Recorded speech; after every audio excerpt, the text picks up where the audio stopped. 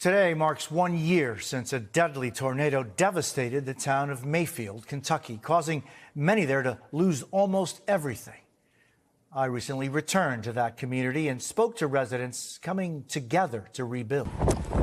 1 year ago today, the devastation stretched for miles, block after block of homes and businesses completely gone. Driving here on Broadway a year ago, one found just a scene of destruction and devastation. 1 year later, there is still so much rebuilding to do.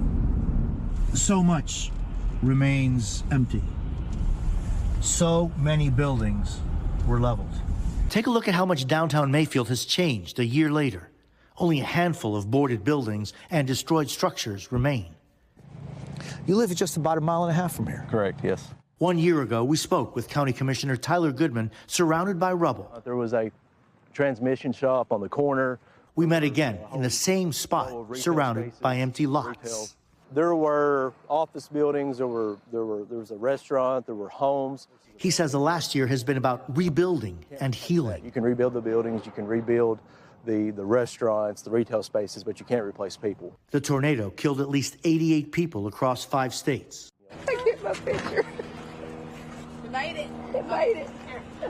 Here in Mayfield, a temporary memorial for the 24 killed in this county.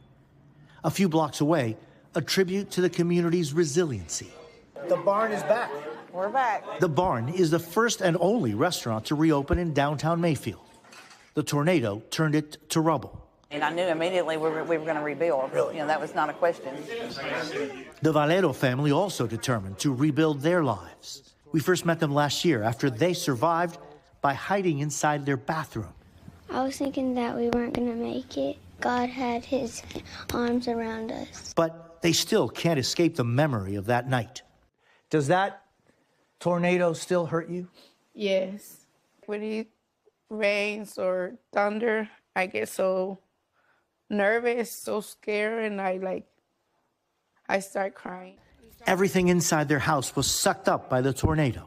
Everything but their statue of Nuestra Señora de Guadalupe, Our Lady of Guadalupe. That's a miracle. She was there with us, taking care of us. The community helped get the Valeros back on their feet. People donated food and money, and their new house built and furnished for them for free by a group called Homes and Hope. I couldn't believe it. I started crying. There's still a lot of good people out there. There are good people out there. The commissioner tells us that there is planning underway and money budgeted for the reconstruction of downtown Mayfield, including a permanent memorial for those who lost their lives in Graves County. Thanks for watching our YouTube channel. Follow today's top stories and breaking news by downloading the NBC News app.